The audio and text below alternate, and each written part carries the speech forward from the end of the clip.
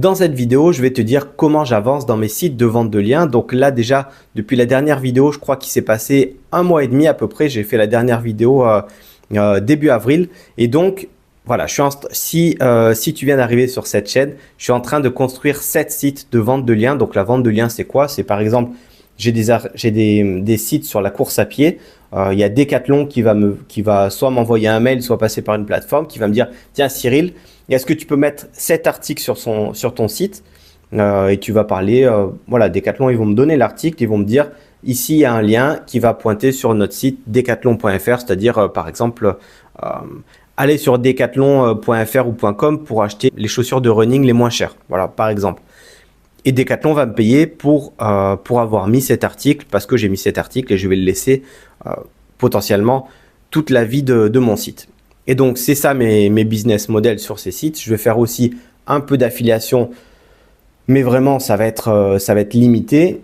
Et peut-être aussi que j'ai une autre forme de rémunération que j'ai en tête, mais pour l'instant, je me concentre sur la vente de liens. Donc, où j'en suis sur la création de ces 6 sites, ils ont bien avancé. Je m'étais lancé le pari au mois d'avril d'écrire un peu plus de 200 articles. Alors, j'ai échoué, mais quand même, j'ai bien avancé. J'ai écrit un peu plus de la moitié. J'ai compté ce matin 120 articles. C'est pas mal. Ça fait que... Et du coup, je me suis aperçu... Alors, ça fait que les courbes de mes sites ont augmenté. Il y en a 2 en fait. Il y a 2 sites dont les courbes ont bien augmenté et les autres, ils sont assez calmes.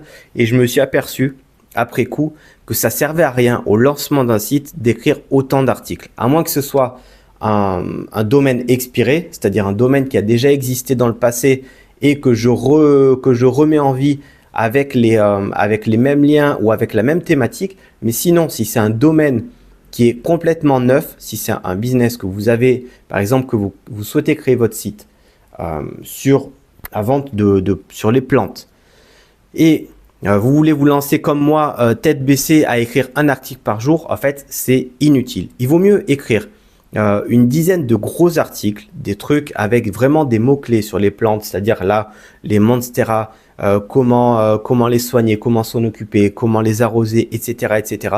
Il vaut mieux écrire des articles phares de manière à ce que Google vienne sur votre page régulièrement. Et en fait, voilà, vous allez...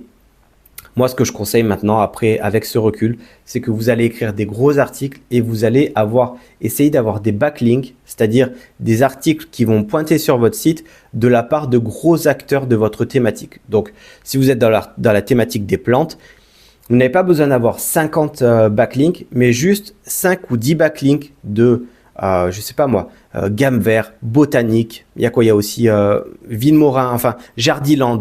Voilà, vraiment quelques-uns. Alors ça peut ne pas être des gros comme ça parce que ça va vous coûter cher, mais au moins 1 ou 2 gros et autour une dizaine ou une quinzaine de petits où vous allez aller sur des petits blocs de votre thématique et vous allez poster des commentaires qui vont pointer sur votre site. Voilà, ça, des commentaires, ça coûte rien, c'est 0, c'est gratuit. Il va y avoir aussi des sites sur les plateformes qui vont être à 5, 10 euros, voire même des fois gratuitement sur les plateformes. Donc, c'est ça que je vous conseille, vraiment, de montrer à Google que c'est ça votre thématique. Vraiment, votre niche, c'est ça. Et de ne pas écrire un article par jour comme je l'ai fait parce que finalement, alors, j'ai pas perdu du temps, mais ça n'a pas accéléré non plus le processus. Voilà, c'est un peu c'est la conclusion que j'en tire. Donc, où j'en suis à l'heure actuelle, donc là, on est le 15 mai au moment où je tourne cette vidéo. J'ai fait une grosse avancée depuis. J'ai un peu arrêté de publier. Donc là, je publie à peu près un article par semaine. Mais par contre, cette grosse avancée que j'ai faite, c'est que j'ai eu accès à une formation et j'ai compris qu'en fait, les métriques, il fallait faire des fausses métriques. En fait, il fallait réussir à trouver le moyen d'avoir des faux mots-clés, d'avoir de la puissance sur notre site qui est entre guillemets fausse. Alors, pas forcément fausse, mais pour les personnes qui s'y connaissent en site, par exemple, en métriques, le TF, c'est très facile de faire du faux TF. Et moi, à la base, j'étais un peu bisounours et je me disais, ah bah tiens, tu vas avoir des liens de différents sites et puis ça va te donner de la force parce que bah tiens, il y a tel site, tel site, tel site qui vont te donner de la force. Mais en fait, non.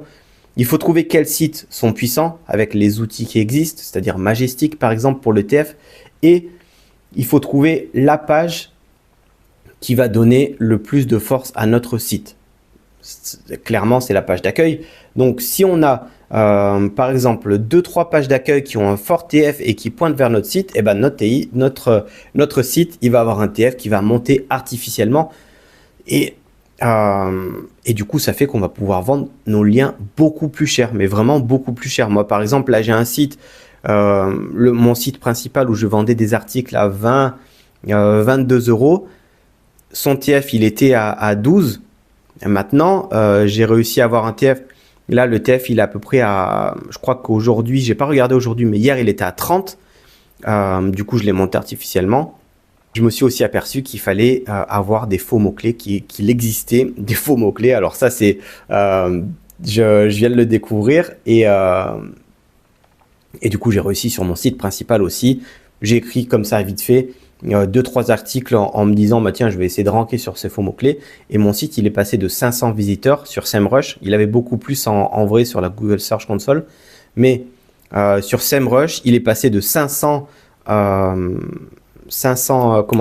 visiteurs à 3000 en 2 jours.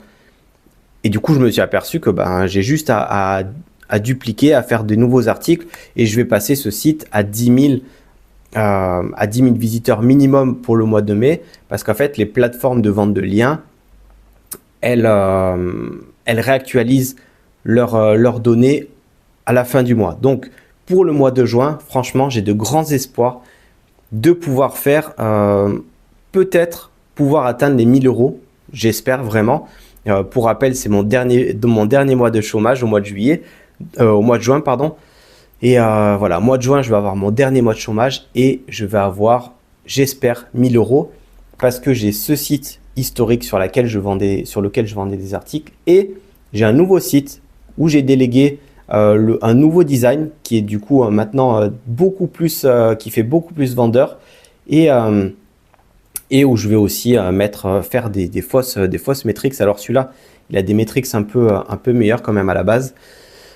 Voilà, du coup, je vais faire des fausses métriques pour mes 2 sites principaux et j'ai les 5 autres où je les laisse un peu vivoter, je les laisse un peu prendre de la puissance sur Google parce que maintenant, ils ont pas mal d'articles bien écrits et ils ont aussi quelques liens. Donc voilà, je vais continuer à envoyer des liens, mais pas trop. J'attends un peu qu'ils commencent à exploser sur la Search Console. Voilà, voilà pour les retours de ces sites. C'est pas pour l'instant folichon. J'espère que le mois de juin va commencer à porter ses fruits parce qu'au mois de juillet, j'ai plus rien, j'ai plus de ressources du Pôle emploi. Et du coup, j'ai vraiment envie d'avoir un peu une étincelle pour ce mois de juin, pardon, j'y tiens, pour pouvoir justement au mois de juillet avoir, j'espère que si je fais 1000 euros comme ça, pratiquement d'un coup au mois de juin, pourquoi pas au mois de juillet faire 2000 quoi. On verra, voilà. Allez, je vous tiendrai au courant la prochaine fois. En tout cas, je vais faire d'autres vidéos sur la chaîne. Là, pour l'instant, j'ai d'autres petits sujets qui me titillent.